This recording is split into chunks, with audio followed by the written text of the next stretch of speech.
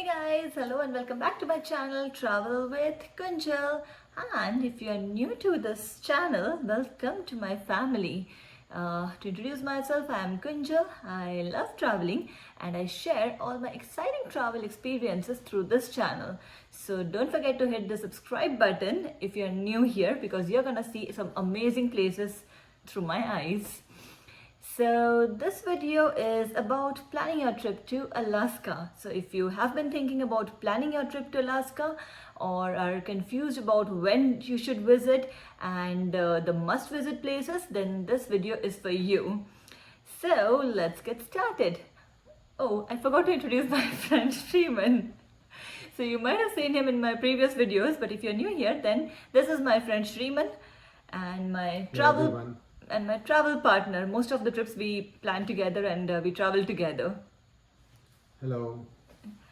Okay, so before starting this video, I would love to know where are you watching me from. So please comment down below from which part of the world are you from. So I would love to know you guys. So yes, so now let's get started. So the first thing we would discuss is when to travel to Alaska. What are your thoughts on it? So basically, summer, July, August is the peak time over there, and you see most of the travelers going there because of the holiday season, of course, right? But personally, I would prefer the shoulder seasons, either the spring or the fall, and I have a reason for that. Right. So one of the very interesting things that you can do in Alaska is watch the northern lights, right? And Alaska, being the land of midnight sun, so it will be 24 hours of daylight in summer, right? And for watching the northern lights, you need to have dark, clear skies. So that means in summer, I would say from from May, right? May to almost September or so, you would not be able to see northern lights because of the sunlight, because of the daylight, right? So I would not prefer summer for that reason. And then when you come to winter, the conditions are really harsh. Temperatures can go up to minus 60 degrees, minus 50 degrees. And also again, I know it's total darkness, 24 hours of darkness, starting December, January, February, these times. So you would get to see northern lights, but the other activities you wouldn't be able to do anything else much. Yeah. So, and even for the northern lights, you would not be able to stay outside for long considering the extreme temperatures, extreme cold. Right, and even to commute from one place to another, I think you would have trouble with all the snow or ice on the roads. So I would, for that reason, avoid winters as well. So that leaves us with spring and fall. Both of them are really beautiful. So I had been to Alaska in both those seasons. I have been only once in winter. Or spring, I would say. In April this year, basically. Yeah. So yeah, I had been there in the fall earlier, and this time in spring. So and I like both. I like the place in both the seasons. Okay. So after when to travel, our next point of discussion would be where to travel in Alaska. It's such a beautiful state that there are so many beautiful places. So we are going to talk about some of the must-visit places according to our personal choice. So let's get started with that. Yeah, so basically Alaska is huge, right? So the capital city is Juneau, which is towards south of Alaska, and that's I haven't been there. I hadn't been there, right? But I wanted to go there sometime, right? So from there you can actually go to the Mendenhall Glacier caves, the ice caves, and the Glacier Bay National Park, which are very beautiful, very remote and beautiful. So something that I want to do at some time. But we would rather, so both the times I had been to the northern part of Alaska, Fairbanks, Anchorage, right? Anchorage is the biggest city in Alaska, and Fairbanks is a reasonably big city as well, a reasonably big town. so these are the places I had been to both the times, and I would more talk about these places. All right. Now coming to, I would say, if we are traveling in spring, right, most of the places even Denali National Park are still not open. Right, when we traveled in April this year, it was like It was the closed. temperatures were like minus 45 degrees. The lakes, rivers, everything were totally frozen. And Denali was not open in the sense it's all Everything there is was no just road white, basically. yeah. Everything, yeah, it's all covered in snow, right?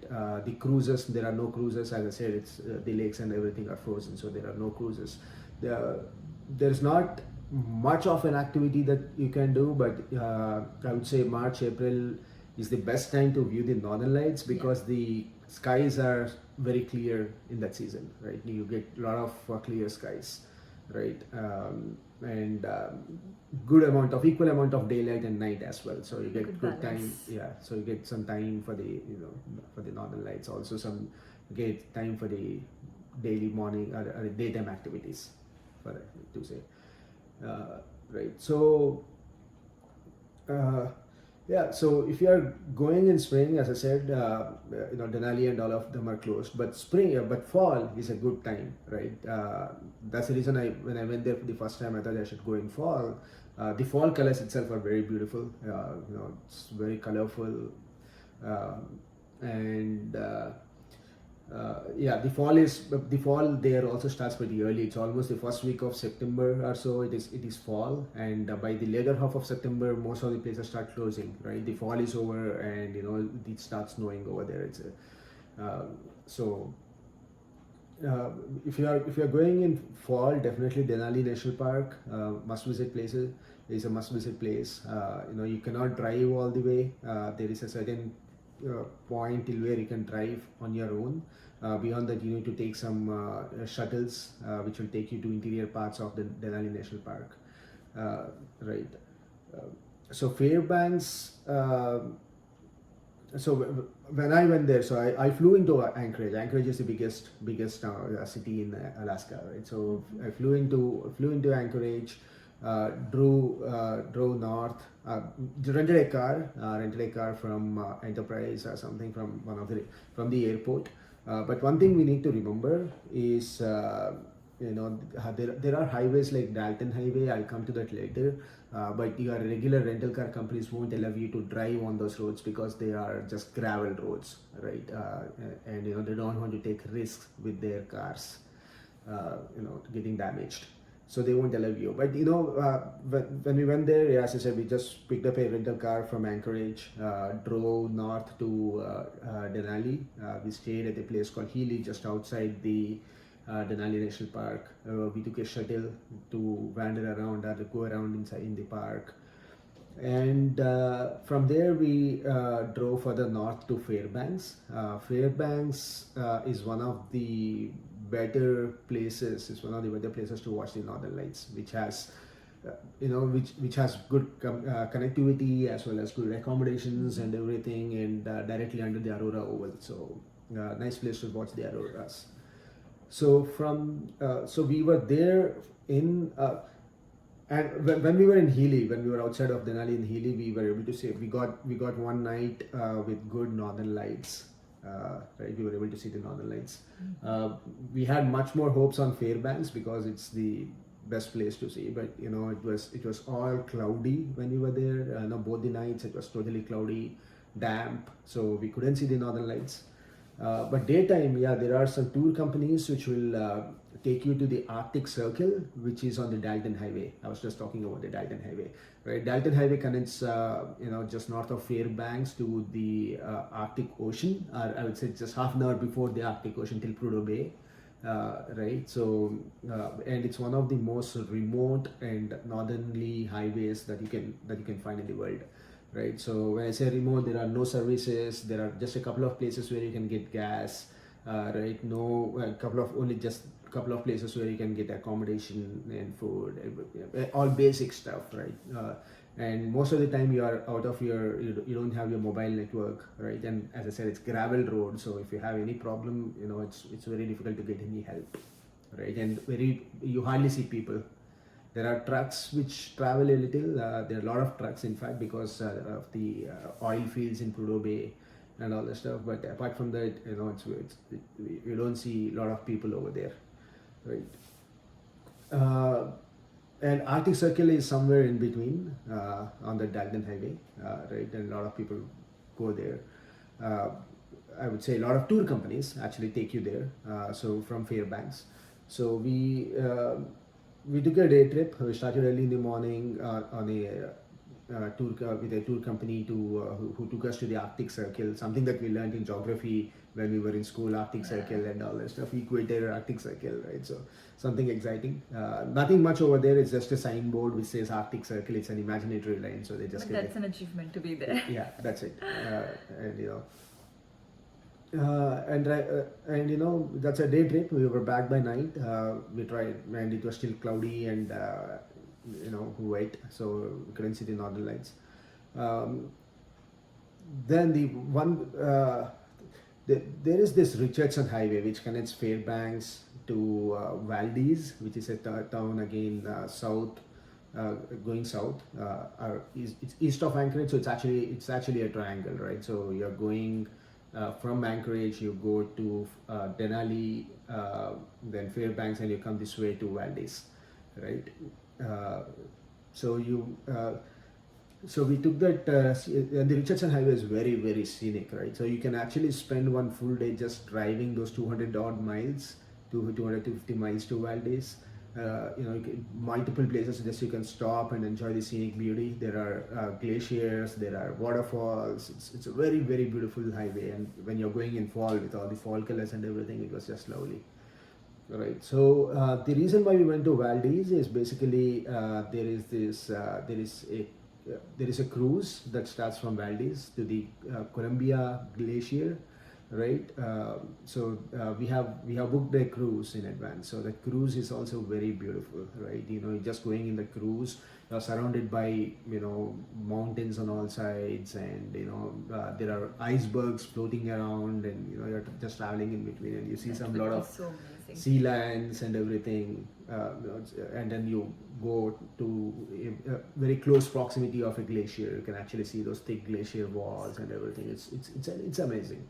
By the Right. way, I haven't been there yet, so that's on my little personal list too. So we have also done some kayak over there nearby for one more with one more tour company. We have been to one more glacier, just visiting the glacier tour and all that stuff. So quite a few activities that you can do in Valdez. So it's a good place to visit. A small, lovely town. The town itself is very pretty, and then you have all these activities that you can do. So spend a couple of days in Valdez, right? And again, I know you can still see the northern lights from anywhere in Alaska, right? So but it's still damp and cloudy. We couldn't see the northern lights.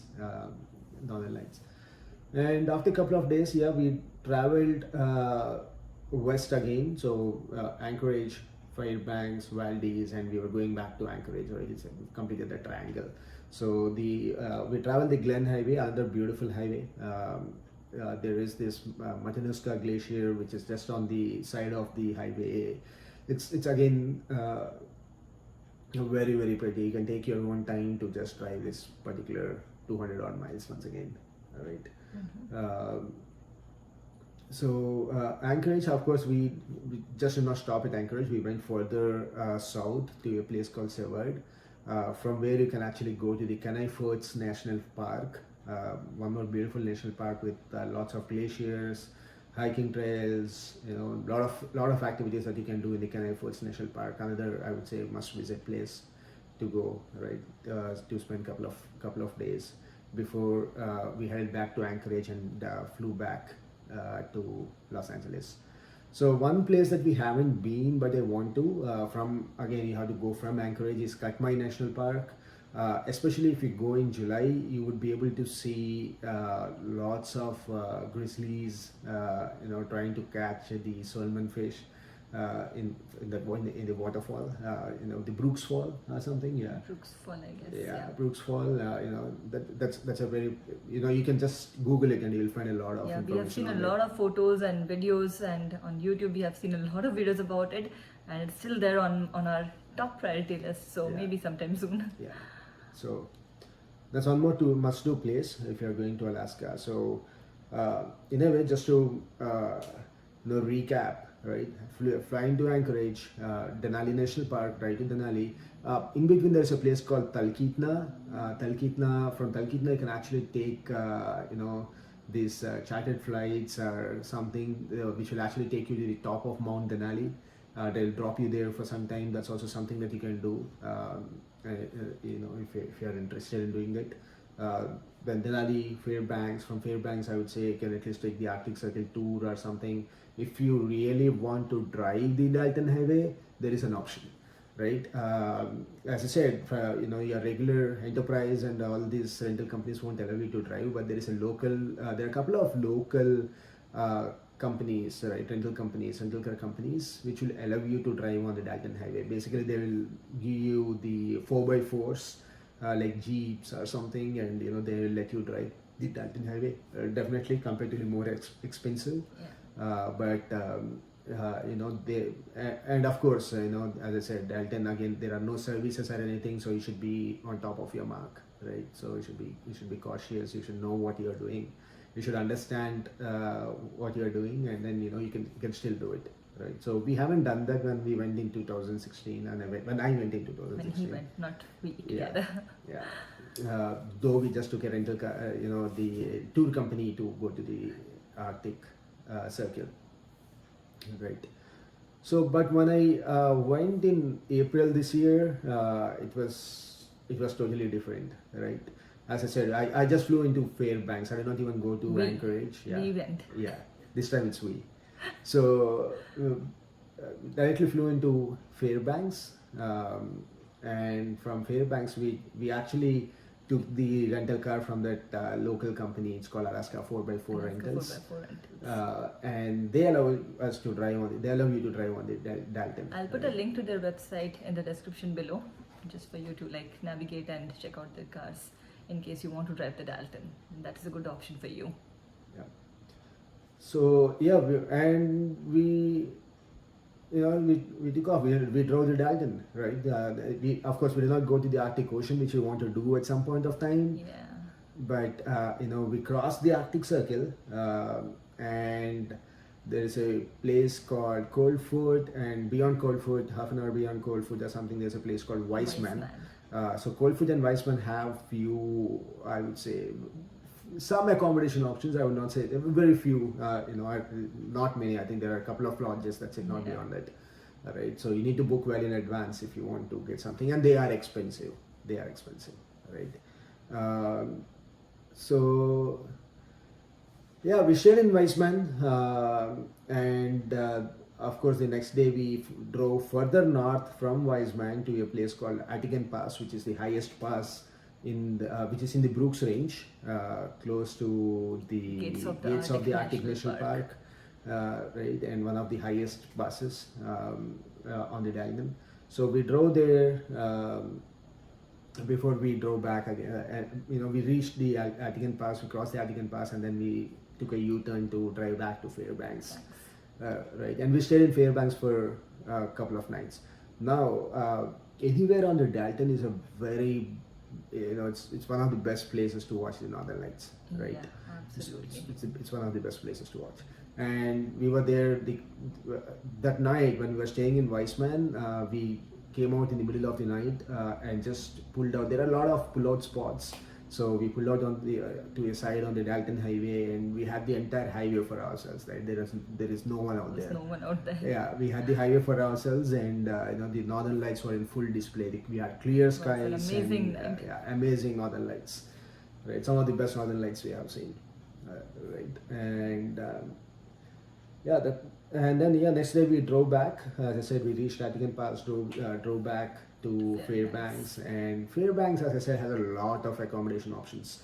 You have all kinds of options over there. You have hotels, you have major hotel chains, you have Airbnbs, everything. You have an international airport, right? So we took an Airbnb just I would say half an hour outside of Fairbanks. One reason we wanted to do that is so that we are away from the city and the light pollution, so that we can get better views of the northern lights. We wanted to stay away, a little away. So we stayed at a place called Salcha. Yeah, just half an hour from Fairbanks, half an hour southeast of Fairbanks, right? And every night, daytime we used to just get into Fairbanks and just explore the little town. But every night again, we used to go to a place called Birch Lake, right? Birch Lake, another half an hour south of Salcha, and that had that pull-out spot for that lake, the Birch Lake pull-out. It had very good views to the north, right? So you get to see very good northern lights, and every night we were able to see some good northern lights. The weather was totally clear, and as I said, when I went in fall, we stayed for 8 nights, and just one day the weather was clear. All the other 7 nights was cloudy, right? And when we went this time in April, we were there for 5 nights, and 3 nights we were able to see the northern lights. Yeah. So the first night we saw it on the Dalton Highway, and the next 2 nights on the Birch Lake near Salcha. Yeah. So the final night was the only time it was a little cloudy, and we thought, okay, we could actually drive a bit further to actually see the northern lights where it shows clear weather. But we didn't want to do that because we wanted to get some sleep, so that the next day we wanted to go to one of the most remote national parks in Alaska called Wrangell St. Elias National Park. Yeah, Wrangell St. Elias National Park. So a lot of hiking trails. The drive itself, again, you drive south on the Richardson Highway before you take the toe cutoff, the Glen Highway toe cutoff. That's again a very, very scenic route. More than the national park itself, we enjoyed the drive. I do not know how many times we pulled out. We pulled out on the highway every few minutes. We just used to pull out to enjoy the mountains and lakes and views all around. Right, it's so beautiful. Right, more than the national park, I just like the drive. Yeah. Right. Yeah. Of course, the national park. Once we went into the national park, it was we hardly saw any people all through. Right, and a lot of hiking trails and everything, but we haven't done anything. We just drove and we just pulled out for some few spots to view for views and all that stuff, but we did not just get into any hikes or anything. But the overall the drive, and then the national park, and then we drove back again north on the Richardson Highway to go back to Fairbanks. So that was all beautiful. Yep. So when we talk about I'll just go back a little bit. We spoke about Dalton Highway from Fairbanks to go to the Arctic Ocean, right? So when I went in fall, I had gone with a tour company, drove on the Dalton, and when I had been when I went in spring, I just drove on the Dalton, right? Both the times it was very, very beautiful. When we went in fall, it was all like, the fall colors and everything were beautiful. When we went in April, it was snow everywhere. The entire road itself was snow, and the trees, everything were covered with snow, and it was like very beautiful. But for driving, I felt driving on the snow was easier. It was better compared to driving on, because the gravel, driving on the gravel, was I don't know, it's too bumpy. But when you see there is a layer of snow that got accumulated on top of the road, it made it a little easier. Though it can get skiddier at places, it can be a little skiddy or slippery.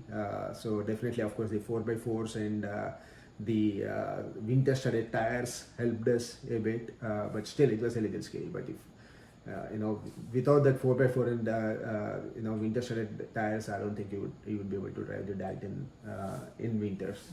In winters, right? Without a 4x4, I don't think you should never drive on the Dalton, even in spring, even in fall. Yeah. So, yeah, this is on a nutshell, right, these are some of the best places that we have visited in Alaska.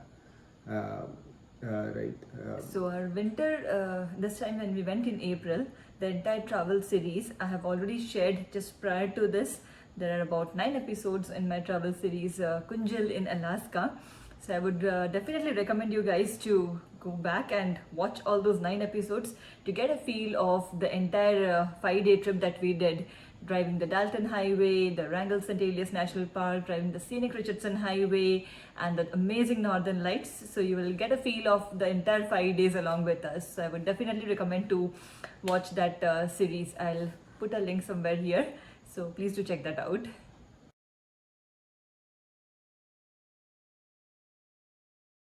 So apart from that, if you are talking about the cost, right?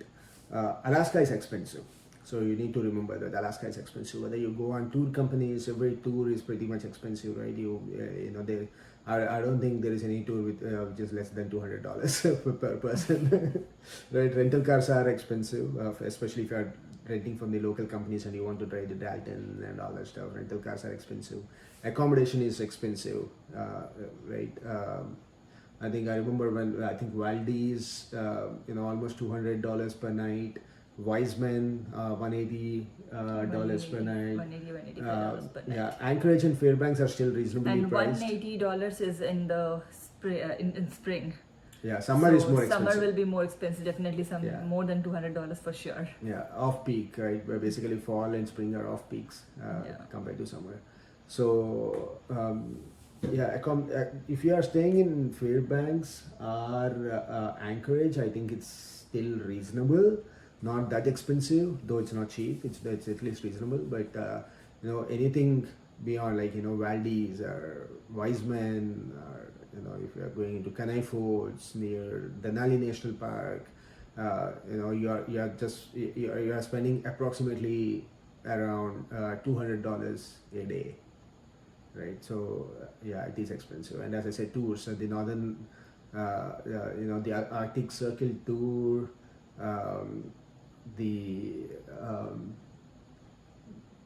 I don't remember the exact cost, but Arctic Circle and then the glacier, the cruise that I took to the glacier, both of them were I think around $200, and the kayak tour that I have taken is something I think around $150 if I'm not wrong, per head, right? So it is expensive, and even to fly there, it is not.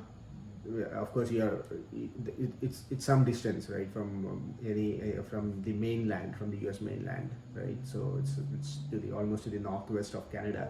So it's going to be expensive. So definitely an expensive affair traveling over there. So those were the few things that we wanted to share with you. The best season to travel according to our personal choices, and some must visit places, out of which we have been to a few, and there are still a lot of places which we haven't been to, and accommodation, rental car, the best places to see Northern Lights in Alaska. And yeah, I think that's it from our end. So we would love to hear from you. If you have any questions for us, please feel free to comment down below. We would love to help you guys to help plan your trip better, as this guy has done a lot of extensive research and is, I think, still continuing doing it, because we still have a lot of places to explore in Alaska. So we can definitely help you plan your trip better. And yes, one thing I forgot to mention. So irrespective of when you travel, whether it is spring, fall, summer, winter, whenever, make sure you travel your winter clothing. Very important. It will get cold. Even in summer, it's going to be colder than what we see anywhere in the southern states. Right, so your gloves, socks, your proper waterproof shoes. Yeah, whatever winter clothing you can carry. Right, you should be prepared for that. Okay, tip of the day. Okay, so shall we end this video then? Yeah. We are good. So with this, we'll be ending this video. If you found this video useful, then don't forget to hit the like button and comment down below. And do subscribe to my channel if you haven't done that yet, and do press the bell icon so that you get notifications whenever I post a new video. And I'll see you soon in another video. Till then, take care, bye bye, and be safe. Bye. Bye.